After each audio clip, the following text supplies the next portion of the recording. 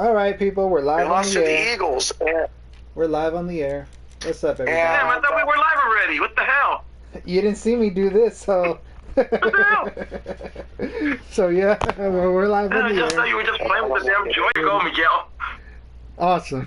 Well, Oh, yeah, that's for 320. Well, the funny part is, dude, I'm here asking Brian, like, analyst questions here, and we're thinking we're live, and then you're already with the plugs already. Oh, my God. because you didn't let me get into position. I would normally tell you in 3, 2, 1, show you the remote and plug in. So I didn't do that, but now I just did it. So guess what, people? We're live on the air. Let's talk some topics. Let's get into it. Yeah, man, you just spill milk me, okay? Damn you. Spilled milk. Hey, Which honestly, Brian. definitely Brian hates those two putos, he calls them. Hey, Brian. That's gonna be me and Jose's finisher. We're tag team wrestlers. The spilled milk. That's gonna be our finisher. To Brian, he calls them his putos, you know?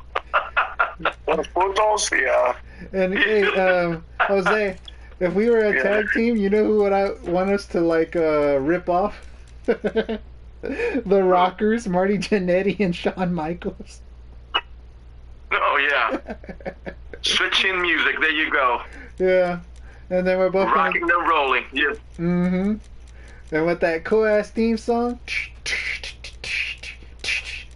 Yeah, Jesse Ventura used to say, "Look at those two pretty boys, McMahon." The Rockers, they should have been tag team champions, but they did win the tag team titles at a house show. But the reason why they took them off of them was because the top rope was missing. I know we're off topic here, but the top rope was missing, and they decided not to count that win. Just because of that reason. That's not a good reason. Well, what about the new Rockers, Al Snow and Marty Jannetty? There you go. I don't even want to get into that. I don't even want to get... What was the point of the new Rockers? What was... No, they probably wanted to satisfy Marty Jannetty, I think, so what the heck, Yeah. I mean, Marty Jannetty was actually a decent wrestler, so why not? Yeah. Mm-hmm. Well, he's getting some support anyway. Even though the demons are attacking him, I still support him, Yeah, if I ever meet him, I hope he signs my Intercontinental title, because he did win it against Shawn Michaels on Raw. I don't know if you remember that match with him and Shawn Michaels fought. Yeah, I remember that Raw moment. Yeah, and... Hey, it's a pretty good moment for him. The only time that I ever seen him defend the title was against Bam Bam Bigelow on Monday Night Raw. Him and Bam Bam actually put up a good match on Raw. Yeah, he even got a good fight against Mr. Hughes. Yeah, he did. Mr. Hughes. The only thing that I know, he was mostly in WCW, but the only thing that I saw him do in the WWF was him having a feud with The Undertaker. That's the only thing that I saw him for. Yeah, that was a storyline. And then he had a King of the Ring, I would say a first round King of the Ring match. Mr. Perfect and Mr. Hughes, Yeah. the name of that storyline was called the Battle of the Mist. Yeah, that was King of the Ring 93, and that's how Bigelow got the automatically moved to the next round. That's how Bigelow got it. Because of the bye, yeah. Yeah, and then... Yeah, because the Battle of the Misters never got solved, the story. The Battle of the Misters. And then after that... Yeah, that's the storyline. Well, in the first round, Bret Hart fought Razor Ramon, then fought Mr. Perfect. In the next round, Bam Bam had a bye thing, and then in the third round, that's when Bret fought Bam Bam, and then won King of the Ring. Yeah. Well, that King of the Ring was awesome. Yeah, that had a lot of good. I mean, those King of the Ring bookings had meanings, and anybody that won King of the Ring, then they would have a title shot opportunity. It was almost like a Royal Rumble win or like a Money in the Bank, event or something like that. And that's where Hulk Hogan got beat by Yokozuna for the WWF title. That's where his contract was up.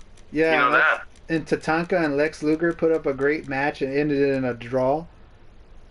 Yeah, that was a draw. That definitely, they were time expired. Yeah, those guys stole the show that day. Yeah. Yeah. You look at Tatanka now, man. He looks very burnt out, man. Yo, yeah, I met him in Dallas. He's actually a cool guy.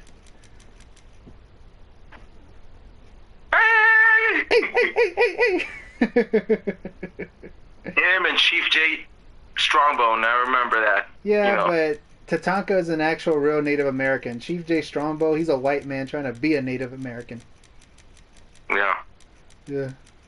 Tatanka was competitive, man. I don't know why WWE kind of like dropped the ball of like just holding on him because, the corporation never did any favors of putting him over. He was very over as a babyface, like an undefeated, How you gonna make him undefeated but not put either the Intercontinental or the World Champion on him?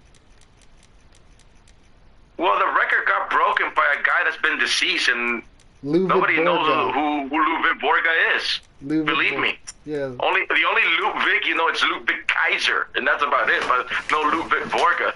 Yeah. I don't know why they picked him to end Tatanka's streak. Like, well, who else at the time could have ended his streak? Maybe, nah, not him.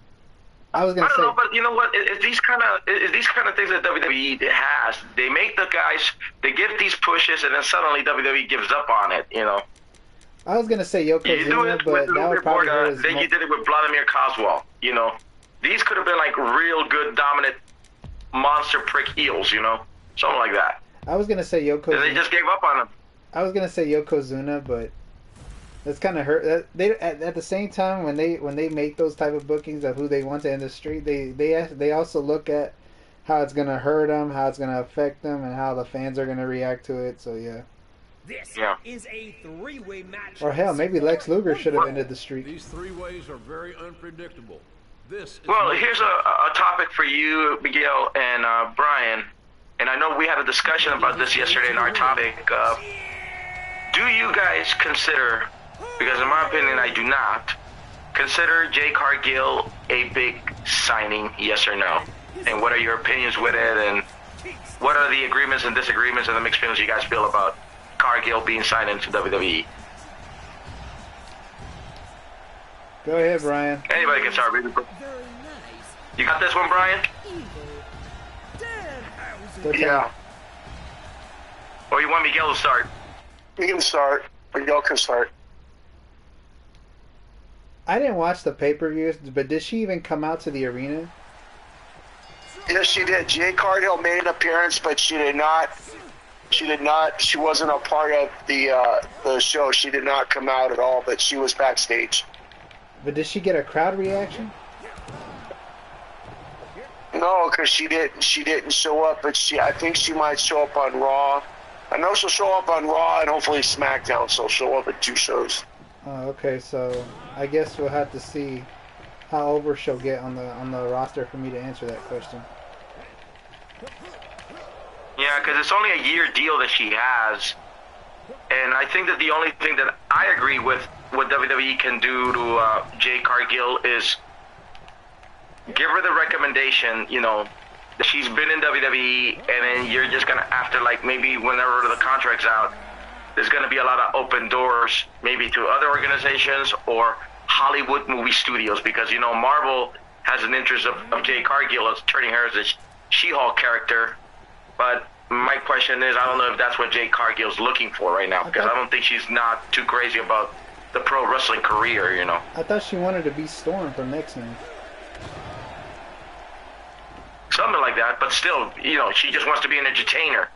And I know WWE's resume is, Yep. I mean, if it worked for The Rock, if it worked for Cena, if it worked for Hulk Hogan, why not Cargill, if you want her to be in the movie business, Yeah. Uh-huh. So, Brian, do you think that's what you think it might be regarding a recommendation? And second of all, you think it's a very big signing for the wrestling community?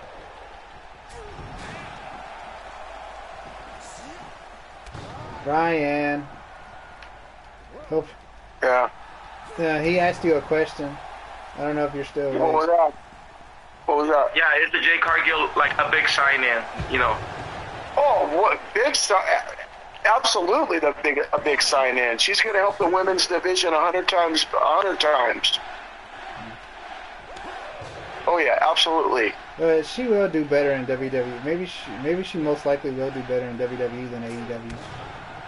No because question. they'll build her pretty well, and honestly, there's 2 people she knows She only knows Cody and William Regal. Those are the two people she knows there. Yeah. Right. Yeah, and Brandy, of course. Yeah, but mainly not, would have to be Cody and Regal. Yeah, because she's worked with them before. Yeah, but Brandy's not in contract with WWE, so I don't think Brandy would really help her do anything. Because Brandy's gonna be at home with her newborn child, so while Cody's on the road, yeah. And then here's the thing that I saw, because I definitely looked back at Fastlane. Cody and Jay are now the new tag team champions now. What do you think of that, Now, my Brian? thing is, we don't have a tag team division, Brian. What's your take on that? I think we have a tag team division, to be quite honest with you. The problem is they're not being utilized correctly. We got the Street Profits, who are becoming a really good, solid tag team. The Viking Raiders. In my opinion, should not have lost at Fastlane. The Viking Raiders are a really good tag team. They Alpha haven't been Academy. utilized right. We have Alpha Academy. That's another fun and entertaining tag team. Well, we got the tag team champions in Cody and Jay. I don't know how the hell that happened. I don't know where that came from. I was shocked like hell. I couldn't believe it. I couldn't believe they took the titles away from the Judgment Day to put them on Cody and Jay. That really threw me off. So I don't know. But do you disagree with it, or do you agree with it? Wow, what an amazing match. I sort of disagree with it because I thought the fraction between the Judgment Day was good when they had all the gold, and I thought, continue it now that, Mommy has the women's title, and then, of course, Dominic just regained the North American title last Tuesday, so I'm thinking they're going to hold on to the championships for a while, but then for some strange reason, Triple H made a move to give Cody and Jay the tag titles, and I'm like, I don't know.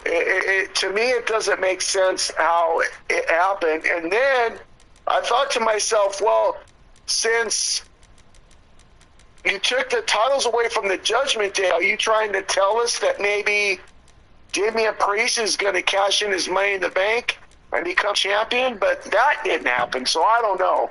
It's going to be interesting. Do you predict, Brian, a Judgment Day breakup? Because I feel like they're going to lose one Judgment Day guy, and then they're going to get one Judgment Day guy from J.D. McDonough. So you kick one out, you put one in. Right. What do you think? Is something like that would the story go? Yeah, so I'm going to predict that probably Damian Priest leaves and JD takes his spot. The only reason why I say that is because I think for some strange reason there's still that possibility that Damian Priest cashes in his Money in the Bank contract. Don't know when, don't know where, but I do see that happening at some point. Do you feel like the briefcase is creating a story and a division from the Judgment Day? Because only one member has it, and there's only going to be one champion. So you feel like, the beef is kind of like, and the seeds are planting little by little, because it all starts with the briefcase. That's kind of creating a story right here. Well, I think it started before that, because Finn Balor and JD worked together at NXT, so I think it was before that. I don't think the briefcase is really the issue. I think the issue is that they want to, push Damian Priest a little more now, and by him having the briefcase, give him an opportunity to win the world title. So I don't know. I like the fraction though. Think about it. We have the Judgment Day, the Hurt Business 2.0 that might actually be happening, and then of course the Bloodline minus Jay. I don't know. It's getting pretty interesting with those two tag teams until we know more about the Bloodline. But now, Yeah, I don't know. I mean, do you feel like the bloodline is a limbo right now since the Usos have broken up? What do you think? Oh, yeah. Do you? Well, yeah, because you know that Jimmy and Jay are going to fight each other at WrestleMania 40, so I definitely think that at some point it's definitely, you know, I imagine done for now, for sure.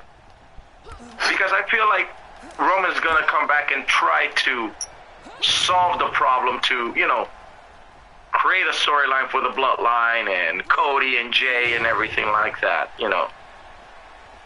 Well, I mean, there's still scores to settle. Well, Roman's coming back on Friday Night SmackDown, but let's remember that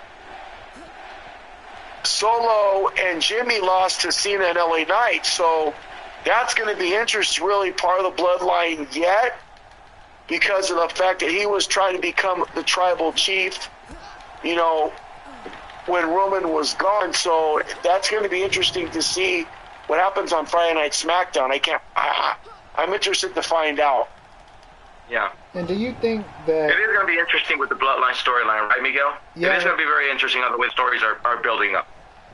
But isn't it weird? Isn't it weird that Latino World Order actually beat the Street Profits and Bobby Lashley? That threw me off as well. I'm like, what? These guys beat him? See, now that threw me off too, because they're trying to push the Hurt Business 2.0, and the way they were building the Street Profits to be, you know, heels, so to speak, with Bobby Lashley. And then they come to find out that they lose against LWO. That really threw me off 100%. I didn't get that. Yeah, I didn't think they were going to beat LWO. And do you think that now that they lost to LWO, it's kind of going to hurt them a bit? Yeah, it's going to be unwatchable. I think so too. Yeah. Right, oh, yeah. right. It's going to be unwatchable now. It's like when that happens, it just loses interest. Look what happened to the feud with Chad Gable and Gunther. What's the point of putting Bronson Reed against Chad Gable, and then Bronson Reed all of a sudden he's getting pushed? So now it's like Chad Gable has already been reversed back from the Intercontinental Champion shot now. It's like, that's it, you know. Even though that Gunther did defeat Chad Gable clean, let's admit that was a good match. But now it's like Chad Gable's been already held back. And I feel the same thing right here, you know, with these guys. Yeah. That the Street Profits are being held back. Mm-hmm. Yeah, they are, and that really threw me off. I never thought that they were gonna beat him. I never. I started liking how the way Lashley was planting the seeds and recruiting the Street Profits to create a faction. You know, I mean, and as heels, you know. Yeah. And what else is there to ask? And then another one. Here's another question, and it's definitely more for Brian and Miguel. Did WWE lost their interest on Theory because he's now very non-existent? I thought this was going to be the future of the face of the company. Now it feels like the match that he had with John Cena at WrestleMania, now it feels like it just doesn't mean anything. Anybody can start that. What do you guys think of Theory? Did they forgot about that? They kind of did forget about that. Like after that, they put him in a feud with Sheamus for the U.S. title, and then they really didn't put him in a feud after that. I mean, what do you think, Brian? I mean, you know, AEW has MJF as their young talent. WWE, why not Theory? I mean, any idea why just they stopped really losing their interest on Theory? It's very simple. The answer is very simple. Vince McMahon. When Vince McMahon decided to sell his 51% of the company to TKO and the UFC, because remember, Vince McMahon, that was his boy. Austin Theory was Vince McMahon's boy. So Vince McMahon was building Austin Theory up to extraordinary levels. But because now Vince McMahon is pretty much not part of it anymore. Austin Theory's overall value went down tremendously. Now, he's with Grayson Waller, and for some reason they think that this is a good thing to build Austin Theory and Grayson Waller, but I had said it on my previous shows and on another podcast team that I'm with. I said that I think it's hurting I think it's hurting Austin Theory tremendously, because I feel like they gave up on him as a singles competitor when they decided to put him with Grayson Waller as a tag team partner. So, yeah, I really think that Austin Theory's value as a singles competitor has gone down, and I'm blaming Vince McMahon. When you decided to sell that company, you basically gave up on not only your company, but you gave up on Austin Theory. And to be honest with you, I don't know what Austin Theory's future holds.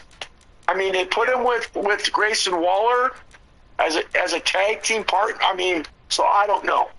I think that I think that Vince McMahon gave up on his company and Austin Theory at the same time. So I don't know. I don't know what the future holds for Austin Theory. I don't.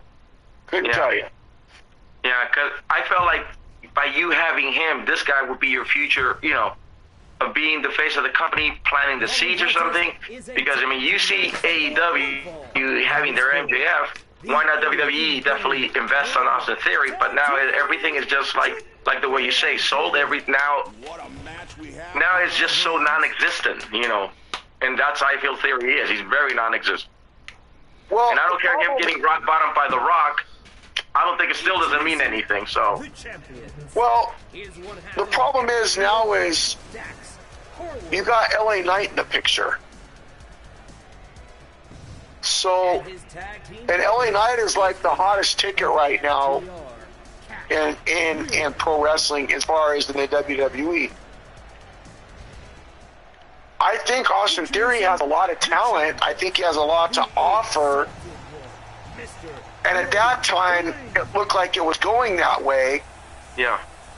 But now you're starting to see LA Knight slowly coming in, where he's attracting the fans and he's drawing people in. You have guys like Cody Rhodes also, and Jay. So it's. I think that if Vince McMahon was still somehow involved but not involved, we're having a different conversation as far as Austin Theory goes. But right now, I just don't see anything happening for him, and it's really sad because he's talented. He's talented. I mean, this is a future that you guys wanted to plant the seeds. Instead of WWE bringing these nostalgic, talents. Nothing against the talents that we grew up watching, but I mean, I don't know if this whole BS is all about ratings or what. I mean, how much good John Cena's gonna do there, for as long as they keep him, as soon as we get back to the movie industry. Then you got Carlito back, so I don't know. And I guess the strike ain't over. Like I said, because he said it at the press conference that it's not over. I thought it was already over. Just the writers, there's still more settlements to do, but the question is this, Brian: how much is John Cena can contribute right now while he's in WWE? Is there anything that WWE expects from him? Yeah. Well, if you watch the press conference last night, he stated that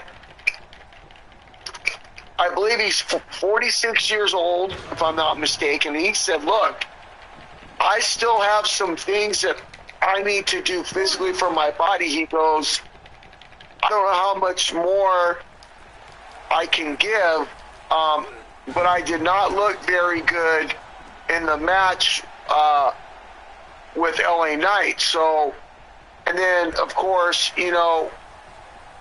once the things get settled in with the movie industry, it's most likely that he's going to go back and not be coming back to WWE.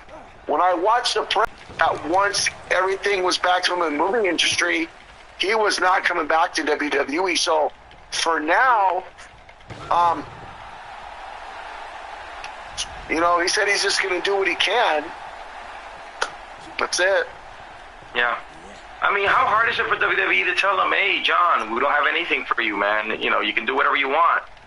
I mean, do you feel like that was the same thing they confirmed to Adam Copeland when his contract expired? WWE told him, hey, we ain't got nothing for you, man. You can go. I won't reassign you. So what do you think of that one with the Adam Copeland case?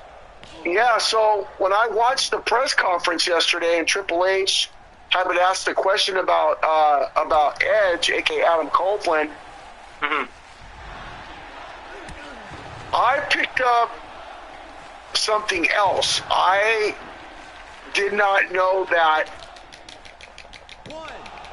they didn't have anything for Edge, a.k.a. Adam Copeland, and Triple H said, we flat out told him that we didn't have anything for him. He expected more. But my overall take was, I thought the reason why he left to go to AEW, and I still believe the reason why he left to go to AEW, was that he can work with Christian because that's his best friend. So yeah, I thought, well, that was the real reason, and I still believe that's the real reason why he went to AEW, was to work with Christian because they're best friends. And this is his last opportunity to really work with Christian, his best friend, because I know he had talked over with his wife. I'm sure he talked it over with Beth Phoenix, and the kids were like, "Hey, Daddy, go ahead and work with Uncle Christian." So I still believe that. And Triple H really didn't talk about that. He really even never discussed about Edge or Adam Copeland actually going to AEW to work with Christian. The only thing I heard was that they had nothing for him, but Edge never docked WWE or anything like that. So it is what it is.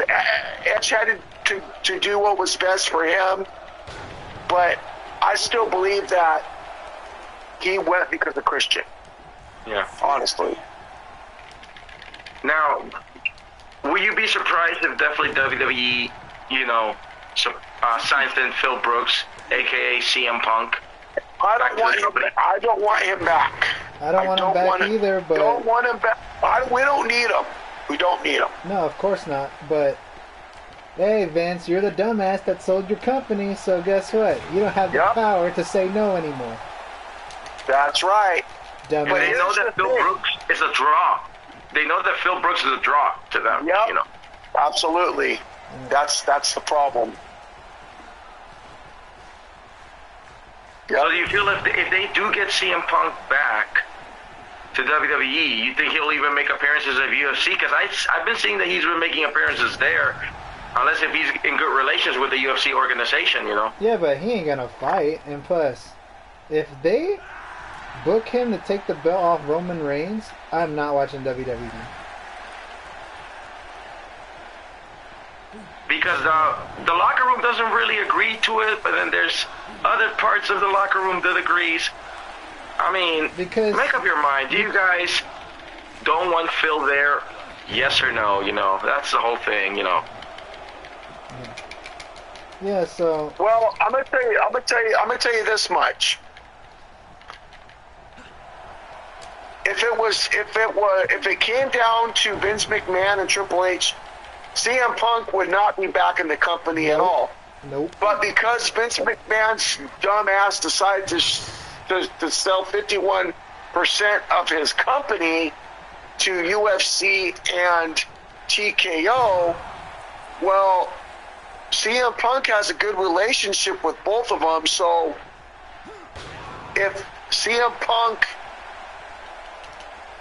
brings in money, which he does, and has a strong fan base, which he does with UFC and TKO, then And Chicago. Vince and Triple H can't do anything about it. Yeah. And So, both Triple H and Vince don't. I like him. don't. Yeah, I don't want CM Punk back. Me neither. Nobody likes him. And then now, I'm hearing rumors now that Kevin Owens might be leaving to go to AEW. So, you know, but again, I will say this: if Triple H and Vince McMahon were still in charge, I don't think we would ever be talking about CM Punk coming back to WWE. Yeah. Now And, it's a possibility. Yeah, but now what do you feel now? I know you must have talked about it in your topics. How do you feel about the releases, which honestly the releases were expected from Dolph Ziggler, you know, Mustafa Ali, and, you know, and so on and so on. You know, people are taking it so serious, like it is the end of the world. Was not. But in my opinion, I would say, guys, it's nothing to worry about. It's a blessing in disguise for them. Most of these guys wanted themselves out, and until their non-compete clause is expired, believe me, a lot of organizations and a lot of open doors are going to definitely want to sign these guys in. So what do you think of that? Do you feel like it's a relief for them? Because most of them did want it to get released, Brian. I mean, no one's a fan of people losing their jobs. Okay, we understand that. But I think fans should really understand it's not the end of the world, man. I mean, WWE is a very good recommendation. You work for WWE, you can go anywhere, and any organization will open up their checkbook and sign you in. Oh, Brian, you work for WWE. Give me a number, and I sign you in. I book you. I put you over in the main event. Bound for Glory. There you go. Mm-hmm. So, what do you think of all that, Brian? Is it the end of the world of these releases, yes or no? No, but I think the most shocking one was Mustafa Ali, because if you had watched NXT, they were actually going to do something with him. He was actually planning on going to Monday Night Raw and getting involved, which I went to. I went to that Raw, but he was actually going to get involved in the Dragon Lee and Dominic match, but then the next day he's gone. So, I mean, yeah, there's a lot of opportunity for them, you know, always, you know, in other companies, but releases are never good. But, yeah, I mean, you know, people need to not get angry, but I understand that, you know, you don't want people released. And I really don't think that would have happened if TKO and UFC were involved. But because, again, Vince McMahon decided to do what he did, I kind of expected releases to happen. Yeah. Didn't know what wrestlers, didn't know how many. I knew that there were going to be releases for wrestlers who were not always on television, or who were not getting pushed, or were not too much involved. But, yeah, I mean, you know, it is what it is, and I'm sure there's opportunities elsewhere for them, and, you know, it sucks, but, yeah. I mean, I agree that there's just a lot of open doors for them as soon as their not compete clauses, you know, expired, and, you know, these wrestling owners are going to have their checkbooks open and saying, hey, Brian, not compete clause is over, man. Want to come and fight for us or something? You know. But here's the thing that sucks, is that, again, if this merger never happened, in other words, if Vince never did what he did, we wouldn't be talking about layoffs, to be honest with you. But because Vince just gave up on his company and didn't believe it, and I'm going to tell you what, too, this was interesting to me. So I was watching the press conference this morning, and Triple H was saying, well, you know, this merger between us and UFC and TKO is going to be a great thing. And I said to myself, you know what? That is so bullshit. He was probably and you know damn well that's not that. You're just told to say this so that you couldn't get your ass in trouble. And besides, if you guys saw the fine print, it said WWE Content Officer. I'm thinking to myself, you're probably going to be out pretty soon. Their board of directors is coming in. And this is so, to me, I don't believe what Triple H said yesterday as far as him saying this is a good thing and there's a bright future ahead. Oh, yeah. My ass there. Bullshit. Yeah. It's like those opinions were like really forced. I was just about to say that. I bet they told him to say that. Oh, yeah. But I'm sure, you know, even though if you agreed with it or not, he had to say it anyway, you know? Yeah, he had to say it. I mean, it's one of those things where I just sit there and I go, and when I watched his press conference, I'm just like, I could tell that it was almost like he was forced to say everything he was saying. With the exception of Jake Hardhill, which was a great signing, no doubt. But it was just the additional stuff. I was just like, I could tell that he wasn't really happy at all. But again, he had to say it to cover his ass. So, yeah, I just like, no, I wasn't buying it. I wasn't buying it. No. Yeah, that's... like I say, very interesting with these releases and these post games, and yeah, man, it is hard what's gonna be expected for WWE. Do you predict, Brian, if this little dark cloud that WWE is getting little by little, do you feel that it can be unwatchable in the future? You know that the needle can drop or anything, or people are just going to lose their interest? Probably. It's happened before in the 90s when they couldn't provide any bookings. I mean, do you feel anything like this might take place? I hope not. I hope not. I said it before and I'll say it again. I'm concerned. Yes, I am. Definitely. Mm-hmm. I hope not. I really hope not. But right now, everything is good because I think Triple H has, some creative control. But the future, I'm concerned for sure. I'm not going to stop watching it. But, I mean, there's cause for concern.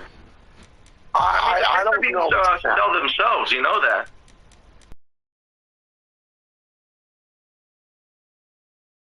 Like WrestleMania sells itself. Well, Fastlane was a good pay-per-view last night. It was good for what it was. And I'm sure Triple H had some, creative control behind that.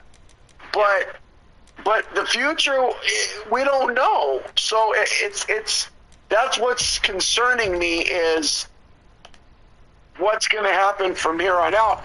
And the other thing that Triple H said that worried me was he was basically saying that the merger between UFC and TKO was going to allow a lot of great things to happen with the UFC fighters. And I'm thinking to myself, that's a bunch.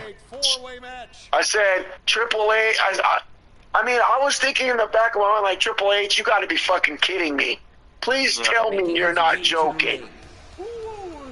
Yeah. And I said this on FCW podcast that could actually happen. And, honestly, WWE doesn't have anything for Gable Stevenson, that Olympic wrestler. I mean, what's the deal with him? Well, Vince was high on him, and now that Vince is not running the company, who knows what's gonna happen with him? Yeah, then do they have any interest in that guy, Brian? That Olympic guy? Don't care. Don't care. You want to know why? Because we haven't seen him.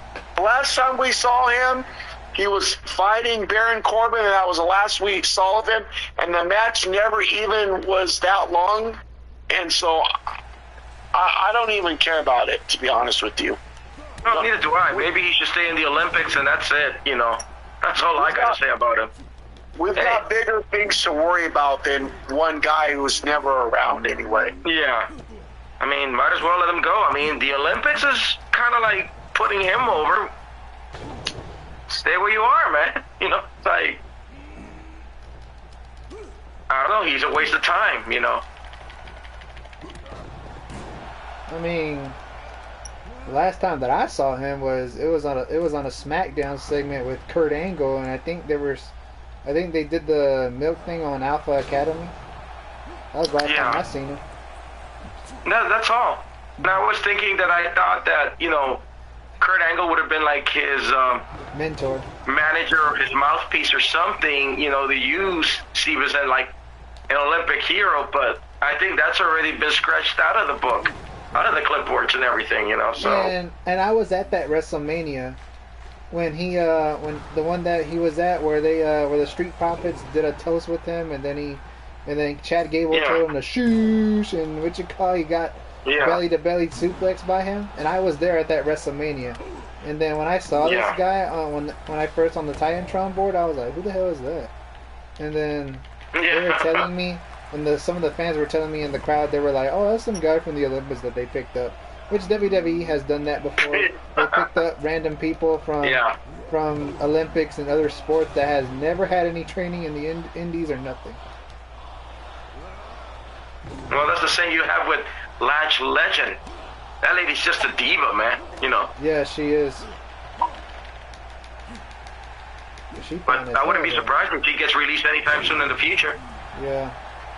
The only thing that I knew about her is they put her in a feud with Nikita Lyons, and that's it. Yeah.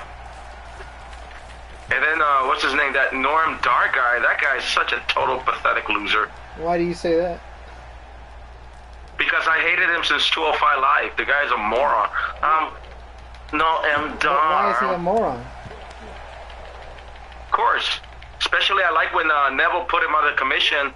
When he goes to Neville, I'll say this, Neville. It's me and Alicia Fox. Oh. You know what Neville told him? I don't give a shit about your love life. Just keep your baggage at home. I do remember that, yeah. The only time that I seen Noam Love Dar it, Neville, man. was on NXT UK. That was the only time that I seen him. Yeah. I think Neville, a.k.a. Pac, I am now considering him very injury prone now. Yeah. I mean, he comes back, he's injured. I don't know what AEW is going to do with Pac. Because, I mean, this is considered injury prone for Neville. The man that gravity forgot. Now, he's probably forgot himself, dude. Yeah, and he's part of the Death Triangle, so yeah, it's gonna be interesting what they're gonna do with him now. 1, 2. Yeah, it sucks that he missed All In at his hometown, you know. Yep. The winner of this match. Yeah, that messed him up more, you know. That was one for the ages. What a match. Yep. And I did like. It's like I said, I don't know what these two organizations are doing, but I know they're having a so-called Tuesday night war with AEW and NXT, which and I honestly, believe WWE is gonna win. Think about it. You got John Cena, you got The Undertaker, you know, and The Undertaker, and you got Cody Rhodes.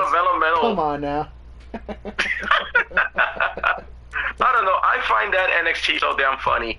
And honestly, when it comes to, I tell people about NXT, I cannot answer you nothing about NXT because I do not watch it.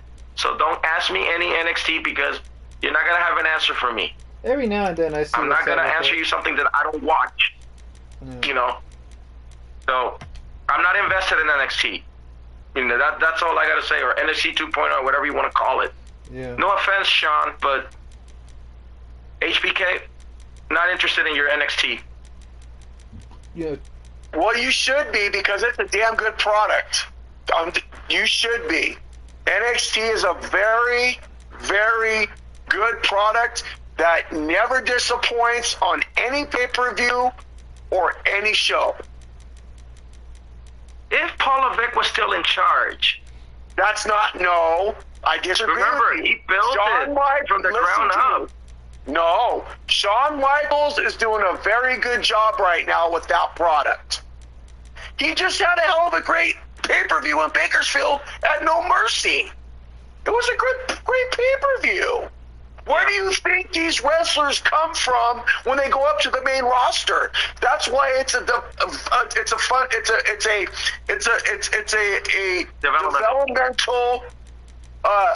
thing from the main roster, is to get the wrestlers that are there that you think are going to be good to the main roster. NXT is very good, very, very good. Yeah, I don't watch it in general, Brian. Well, that's why I tell people I can't answer it. You know, I mean, I'll answer you some Impact questions, but I'm not going to answer NXT because I can't answer what I don't watch, and I'm not invested. You know. Well, you should be, because NXT is very good. That's where these wrestlers come from. Why do you think Dragon Lee got called up from the main roster to SmackDown? He came from NXT. So a lot of these Pretty Deadly came from NXT. Brian, you're putos, remember? Right. Don't forget that. but a lot of these wrestlers came up from NXT. NXT is a very good show to watch. And I'm probably gonna watch it. Very good. I'm probably gonna watch it Tuesday because I want to see how John Cena and all them appear on there. That's gonna be funny too. Well, I mean, you can DVR Dynamite. So yeah, I don't know why the two companies are tripping about ratings, because you can't, how do you call it? You can't channel surf like we used to do in the Monday Night Wars. There's nothing to worry about these two companies. We can DVR one of them, you know? I can just make up my mind and watch AEW and then DVR NXT. Or watch NXT and DVR AEW. So, I'm going to tell you something. AEW has no chance in hell of beating NXT at all. No chance in hell. But ratings don't matter. I'm going to watch. Exactly. It doesn't even matter. I'm going to watch both. I tell people that. I don't even know why ratings matter, please. Yeah, exactly. Exactly. I don't understand that, you know.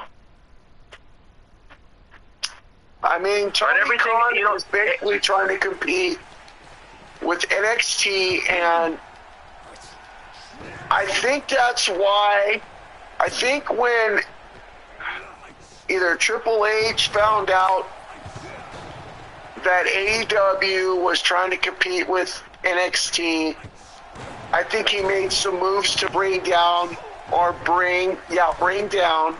some WWE superstars to cover that. And it's almost like Collision. I find Collision, to me, unwatchable. I don't watch Collision, so I haven't watched that's another thing, Brian, that I cannot answer you for Collision. You know, I mean, I don't know about you. Do you tune into Collision, and do you... I haven't watched one episode of Collision. I just don't have time sometimes to watch it. I work, but I don't have time to watch it. I mean, you know, Collision cannot compete with all the commitments that people have on a Saturday. Either people go out, college NCAA games or basketball games or MLB. Canelo boxing matches. I don't think a Collision cannot compete with anything like that. Yeah, we got the baseball playoffs right now. Yeah. We've got college football going on. Yeah. So it's tough. You know. So I just feel like maybe Tony Khan did shoot himself in the foot making that decision to put it on a Saturday night that who the hell watches it, you know? Do they still show Rampage? Rampage is still on Friday, but I can't even answer you about Rampage either, you know? I mean, I watch SmackDown, but I have no idea what's going on Rampage except for Johnny TV being there. Johnny TV. Don't give a damn, because AEW has no chance in hell of beating SmackDown in the ratings, but I still watch it because it's pro wrestling. I'm gonna watch them, but Tony Khan is trying to beat a show that he has no chance in hell of winning. So, yeah, it's crazy. No, tell me about it. So much in the business, but it's going to be interesting tomorrow at Raw. See what kind of stories the Judgment Day's gonna go through. I mean, there's going to be some. Do you expect surprises from Raw tomorrow, Brian? I do. Because I just feel like since yesterday's Fastlane, event, I just feel like starting from Raw and SmackDown and beyond, I feel like the stories are going to get more interesting here, Right. and the feuds, And first it starts with the Judgment Day because of their defeat. Where does it go from here? That's what we want to see, surprisingly. Right. And then Cody and Jay, where do they go from here?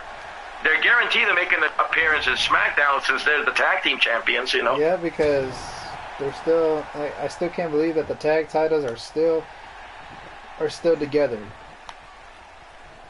They're still together and they're freaking hostage now. Yeah. And another thing about the tag team division, you also got Imperium, Ludwig and Giovanni Vinci, and you also got DIY now. Yeah. Use those tag teams because those guys are a team. Those guys are a tag team.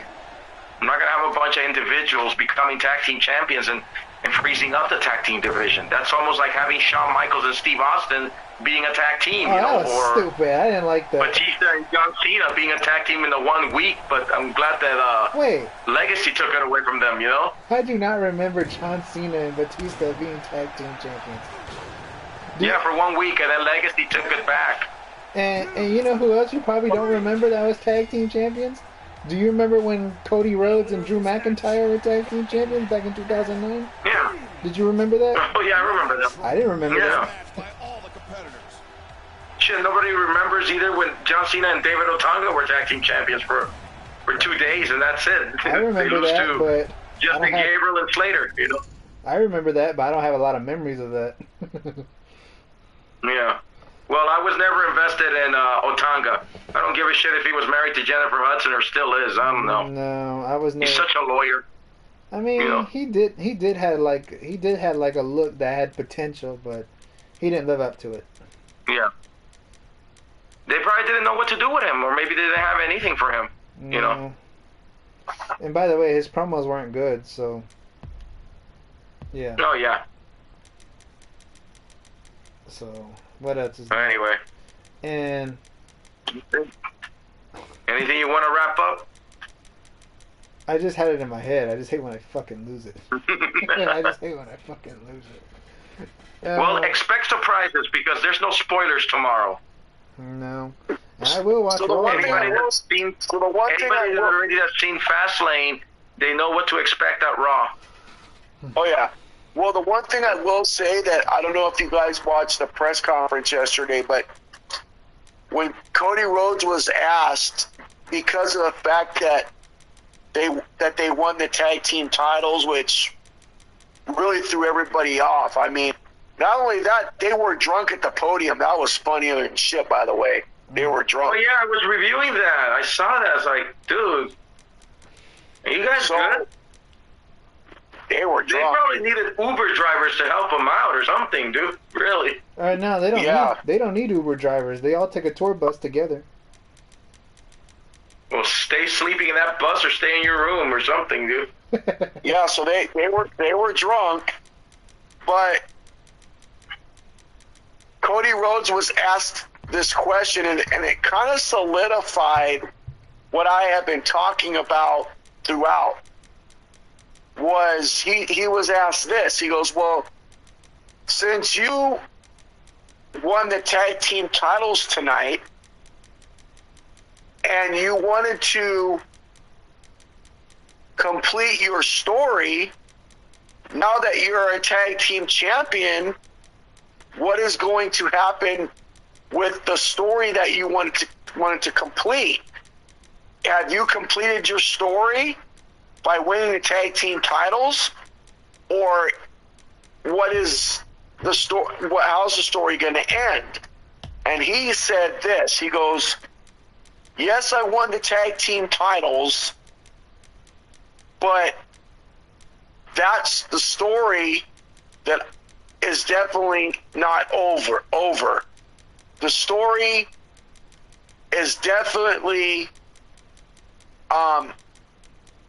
it's not on hold, but it's not complete. So I believe he's still going to beat Roman Reigns for the title, but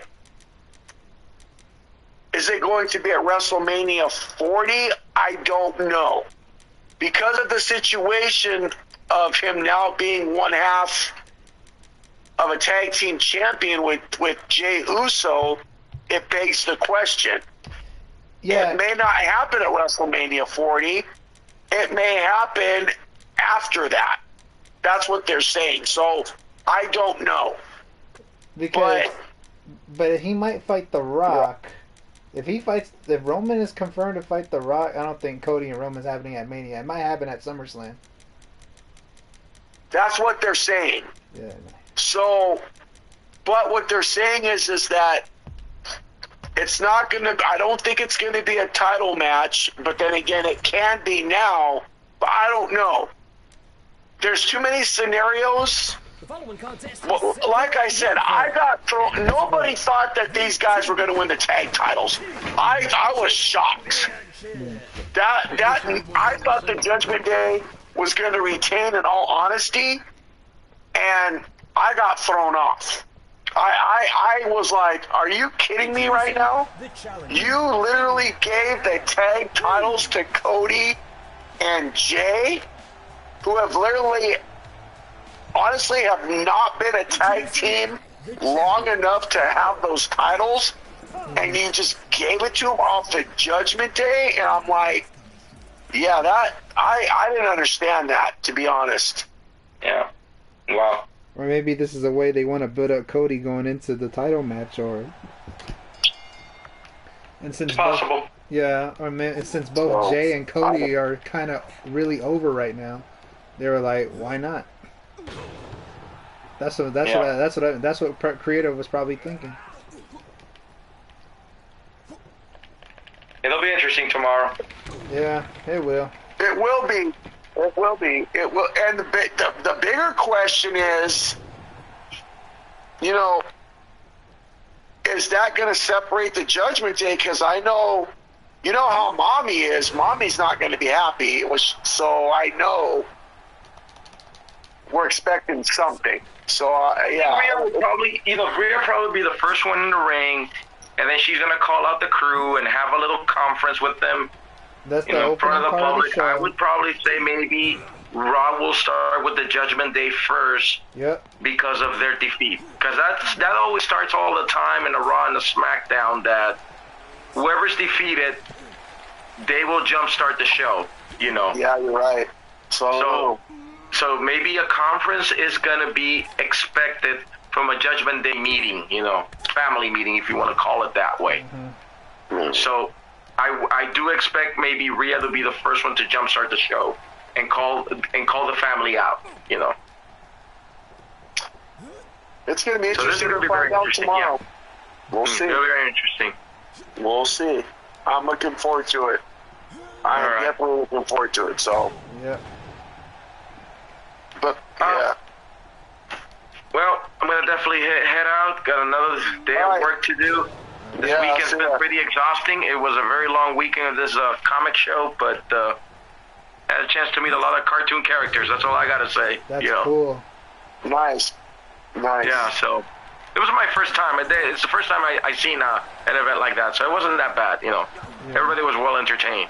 But goddamn, it was crowded, man. And hot. One thing I hate about the Valley, man, this place is so fucking hot in Burbank, Mm-hmm. Right. Good thing they had the AC in there, but. Gotcha. Yeah, I don't know about you, Ryan, but I'm not much of a Valley person. I mean, I don't know, it never turns me on, It's not really that. I don't know if it's considered any high volume, but I don't know. The Valley's boring to me in my opinion. I don't know. The Texas When's the last time you've been in the Valley? The Texas Valley is boring. Not a fan. No, don't blame me. I'll stay right where I'm at. Yeah, I'm fine in LA, man. That's all I gotta say. All right, guys, peace out. Don't work too hard. Do us a favor that, and just be safe out there. Hopefully we talk in the next topic. See what these interesting weeks are gonna turn out. Yeah. All right, and Jose. Well, all right, peace out, Miguel. And Jose the Ocho says, "Good fight, good night, people." All right, see ya. Peace out, guys. See you later.